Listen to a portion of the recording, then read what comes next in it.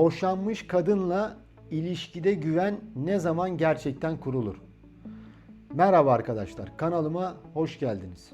Bugün ilişkilerde hem çok hassas hem de çok yanlış anlaşılan bir konuyu konuşacağız. Boşanmış bir kadınla ilişkide güven ne zaman gerçekten kurulur? Bu soruyu sorarken en başta çok net bir çizgi çekmek gerekiyor. Boşanmış olmak tek başına bir güven sorunu değildir. Bir insanın geçmişinde evlilik yaşamış olması, ayrılık yaşamış olması ya da çocuklu bir hayat düzeninin olması onu otomatik olarak güvensiz, sorunlu ya da ilişkiye kapalı yapmaz. Ama şunu da görmezden gelemeyiz. Boşanma insanın kalbinde, zihninde ve hayata bakışında iz bırakabilir. Özellikle zor bir evlilikten çıkılmışsa, ihanet yaşanmışsa, değersizlik hissi oluşmuşsa, ekonomik baskı oluşmuşsa, çocuklarla ilgili sorumluluklar ağırlaşmışsa ya da çevreden yargılayıcı tepkiler gelmişse kişi yeni bir ilişkiye daha temkinli yaklaşabilir. İşte bu yüzden bugünkü videoda şunu konuşacağız. Güven gerçekten ne zaman başlar? İlk güzel sözlerde mi? İlk romantik yakınlıkta mı? İlk seni seviyorum cümlesinde mi? Yoksa ilk krizden sonra iki insan birbirine nasıl davrandığında mı? Benim bu videodaki ana cevabım şu. Güven takvimle değil, davranış örüntüsüyle kurulur. Yani 3 ay geçti, artık güvenmeli ya da 1 yıl oldu, artık her şey tamam olmalı diye bir kural yok. Gerçek güven zamanın geçmesiyle değil, o zamanın içinde gösterilen tutarlılıkla oluşur. Bir insan size defalarca aynı saygıyı gösteriyorsa, sözüyle davranışı birbirini tutuyorsa, zor anlarda kaybolmuyorsa, sizi sıkıştırmadan yanınızda kalabiliyorsa ve en önemlisi bir kırılma yaşandığında ilişkiyi onarmaya çalışıyorsa işte güven o zaman kök salmaya başlar. Önce güvenin ne olmadığını konuşalım. Güven sürekli telefon karıştırmak değildir. Güven şifremi biliyorsun, o zaman bana güvenmelisin demek değildir. Güven karşınızdaki kişiyi eski hayatından dolayı sorguya çekmek değildir. Güven geçmiş evliliğini sürekli didiklemek değildir.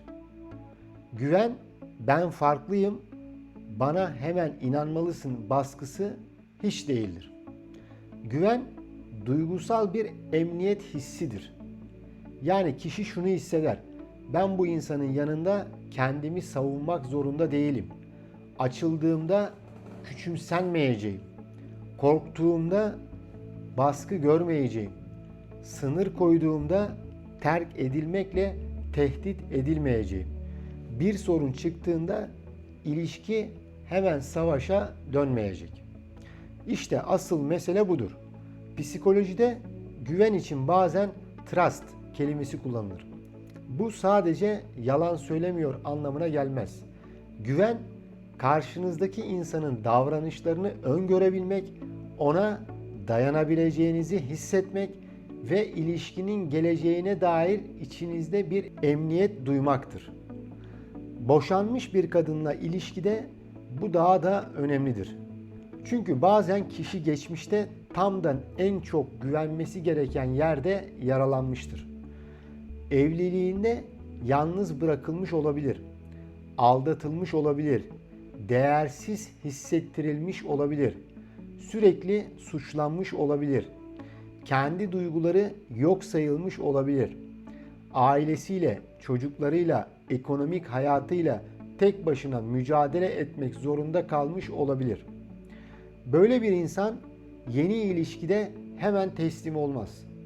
Bu sevgisizlik değildir. Bu çoğu zaman korunma refleksidir. Burada erkeklerin en sık yaptığı hatalardan biri şudur. Ben sana kötü bir şey yapmadım. Neden bana güvenmiyorsun? Bu cümle ilk bakışta mantıklı gibi görünür ama duygusal olarak eksiktir. Çünkü karşınızdaki kadın bazen size değil, tekrar aynı acıyı yaşama ihtimaline karşı temkinlidir. Yani mesele sadece sizin kim olduğunuz değildir. Mesele onun geçmişte ne yaşadığı ve bugün kendini nasıl korumaya çalıştığıdır. Bu noktada sabır çok önemlidir. Ama pasif bir sabırdan bahsetmiyorum. Ben beklerim, ne olursa olsun susarım demek değil.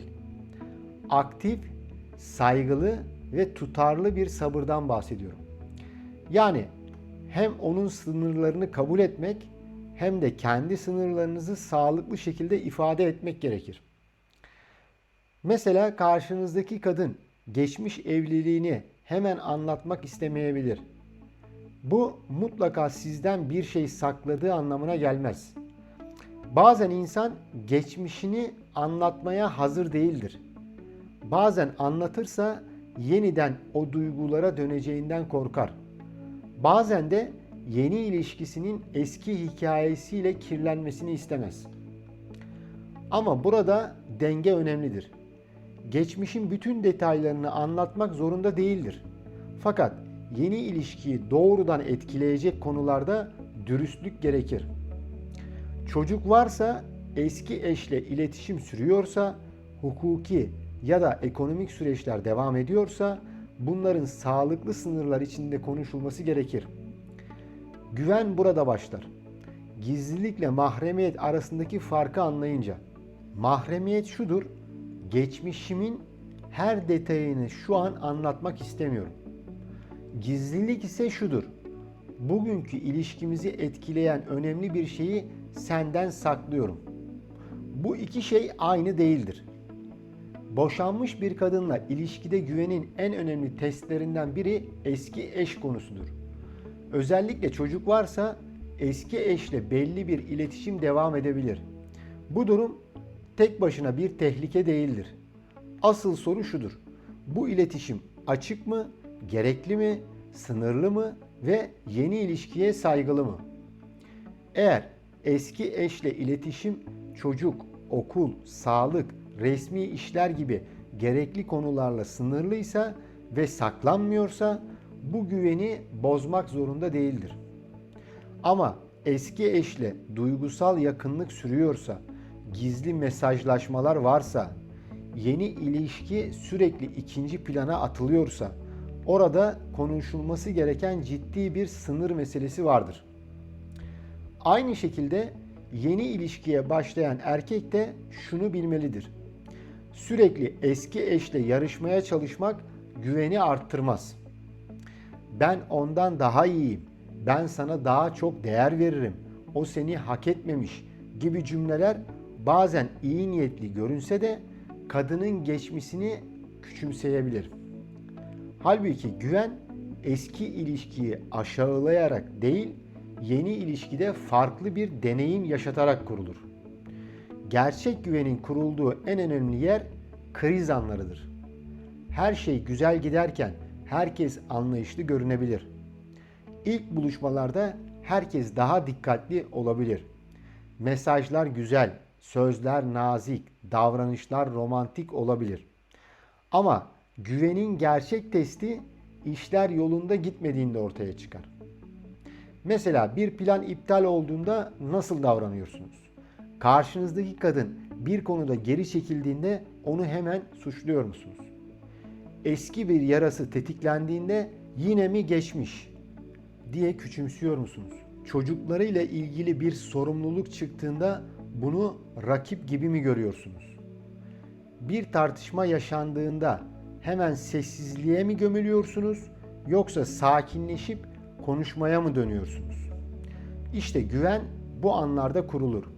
Çünkü güven sadece iyi günde verilen söz değildir. Güven zor zamanda gösterilen karakterdir. İngilizce'de bazen red flag denilen bir kavram vardır.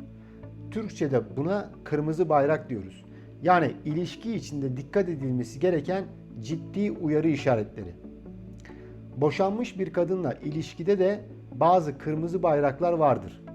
Ama dikkat edin, bu kırmızı bayraklar boşanmış olması değildir. Kırmızı bayraklar davranışlardır.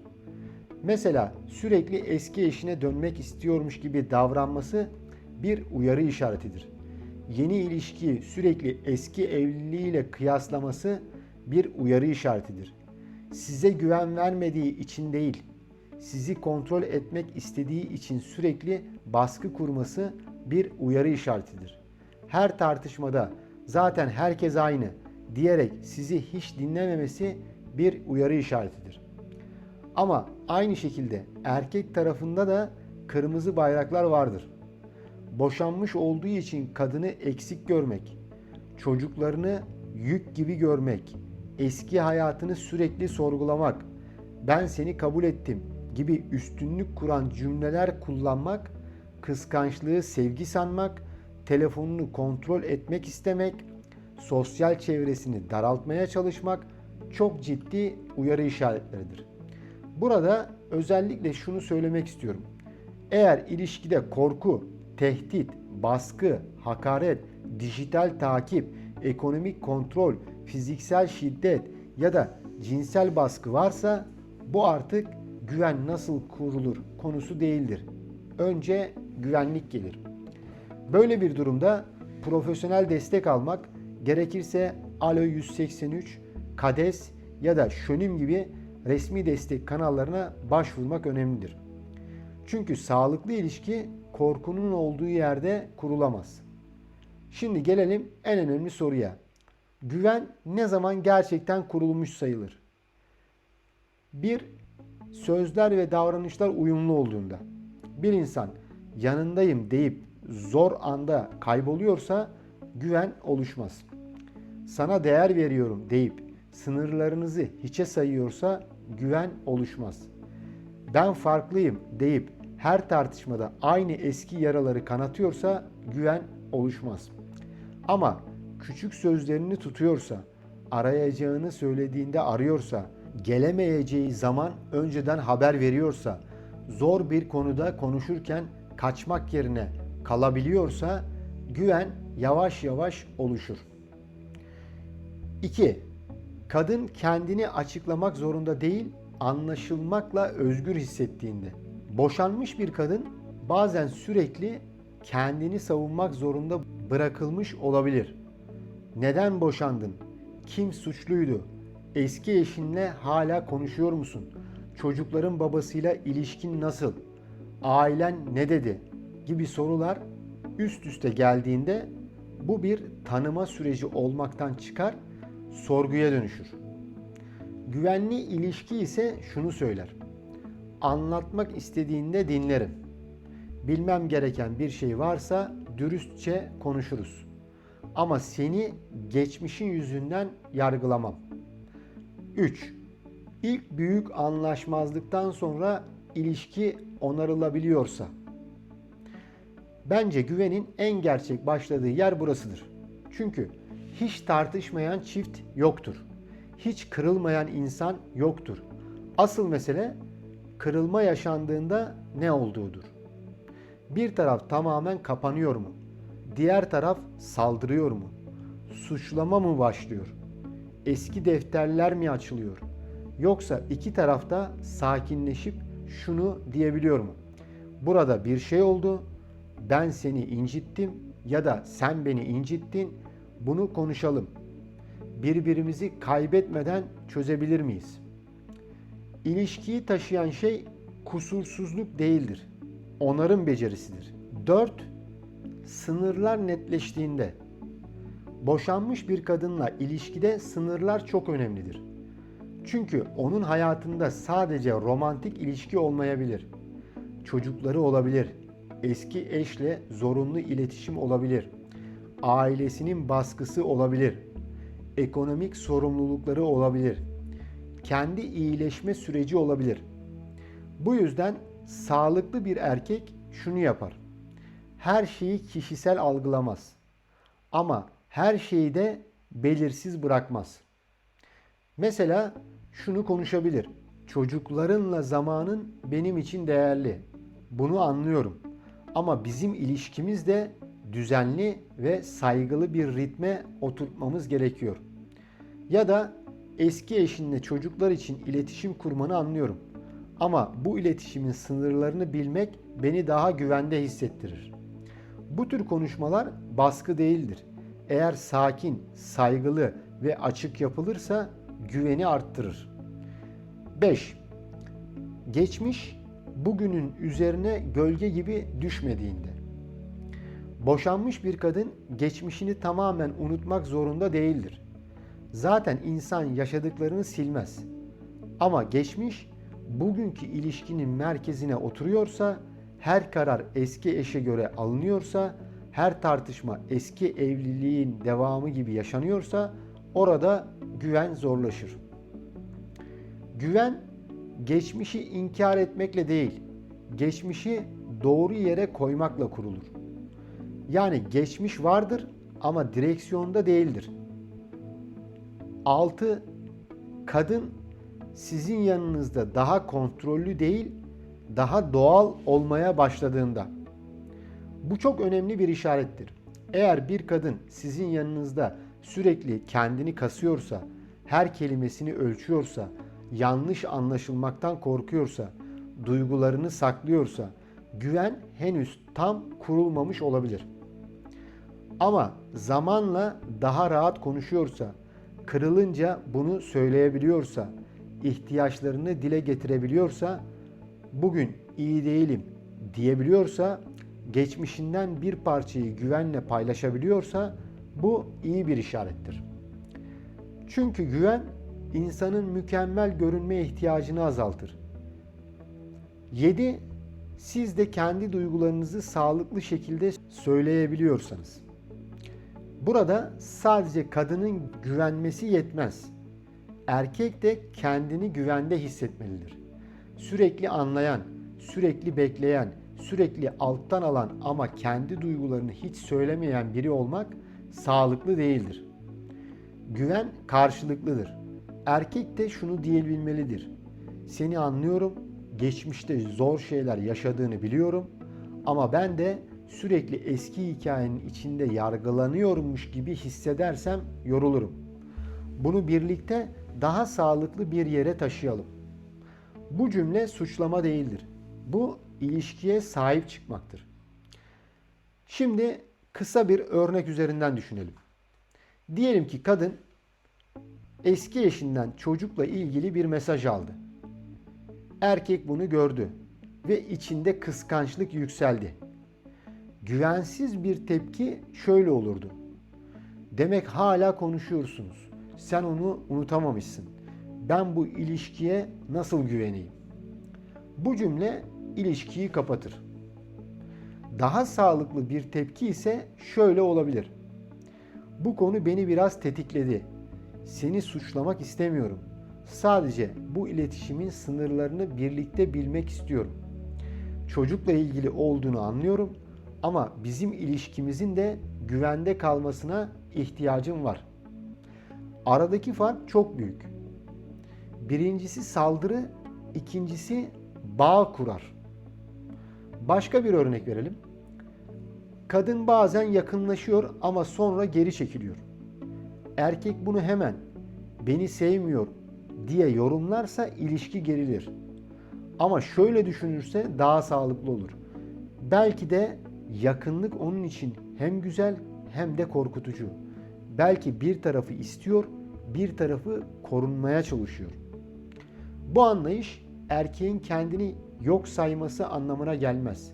Sadece tepki vermeden önce anlamaya çalışması demektir. Burada psikolojide attachment yani bağlanma kavramı devreye girer. Bazı insanlar yakınlık arttıkça rahatlar. Bazı insanlar ise yakınlık arttıkça korkar. Çünkü geçmişte yakınlık onlar için güven değil, acı anlamına gelmiş olabilir. Bu yüzden güven kurmak bazen şunu söyleyebilmektir. Ben seni acele ettirmeyeceğim ama belirsizlikte de kaybolmak istemiyorum. Yavaş gidelim ama dürüst gidelim. Bence bu cümle çok kıymetli. Yavaş gidelim ama dürüst gidelim. Çünkü güvenin düşmanı yavaşlık değildir. Güvenin düşmanı belirsizlik, tutarsızlık ve baskıdır. Boşanmış bir kadınla sağlıklı ilişki kurmak isteyen bir erkek şunu bilmelidir. Onun geçmişini silmek sizin göreviniz değil. Onu iyileştirmek de tek başına sizin göreviniz değil. Ama onun yanında yeni bir güven deneyimi oluşturabilirsiniz. Bu da büyük laflarla değil, küçük ama tutarlı davranışlarla olur. Zamanında haber vermekle olur. Sınırlarına saygı göstermekle olur. Çocuklarını rakip gibi görmemekle olur. Eski eş konusunu kavga malzemesi yapmadan konuşabilmekle olur. Tartışınca kaybolmamakla olur. Özür gerekiyorsa özür dilemekle olur. Açıklık gerekiyorsa açıklık göstermekle olur. Kendi değerinizi de koruyarak ilişki içinde kalabilmekle olur. Şunu da unutmayın. Güven sadece ben sana zarar vermem demek değildir. Güven bazen sana zarar verdiğimi fark edersem bunu inkar etmem, onarmaya çalışırım diyebilmektir. Çünkü insanız, hata yapabiliriz, yanlış anlaşılmalar olur, kırgınlıklar olur ama olgun ilişki her hatayı ilişkinin sonu yapmaz. Hataları konuşabilir ve onarılabilir hale getirir. Peki ne zaman dikkatli olmak gerekir? Eğer karşınızdaki kişi sürekli ben böyleyim, değişmem diyorsa her konuyu eski evliliğine bağlıyor ama bugünkü ilişki için hiçbir sorumluluk almıyorsa, sizi sürekli test ediyor ama kendisi hiç şeffaf davranmıyorsa, geçmişte yaşadığı acıyı size sürekli ceza gibi yansıtıyorsa orada durup düşünmek gerekir. Aynı şekilde siz de sürekli onu düzeltmeye, kurtarmaya, ikna etmeye çalışıyorsanız ve bu süreçte kendi ruh sağlığınızı kaybediyorsanız orada da durup düşünmek gerekir. Çünkü sağlıklı ilişki iki kişinin birbirini iyileştirme alanı olabilir. Ama bir kişinin diğerinin bütün yaralarını tek başına taşıdığı bir yere dönüşmemelidir. Bazen de profesyonel destek gerekir. Bireysel terapi ya da çift terapisi özellikle geçmiş ihanetler, bağlanma korkuları, yoğun güvensizlik, iletişim kopukları ve sürekli tekrarlayan tartışmalar varsa çok faydalı olabilir. Ama burada önemli bir ayrım var. Eğer ilişkide aktif şiddet, tehdit veya korku varsa önce güvenlik gerekir.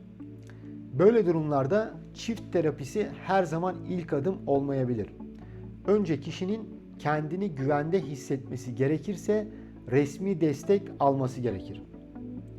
Şimdi videonun ana sorusuna tekrar dönelim. Boşanmış kadınla ilişkide güven ne zaman gerçekten kurulur?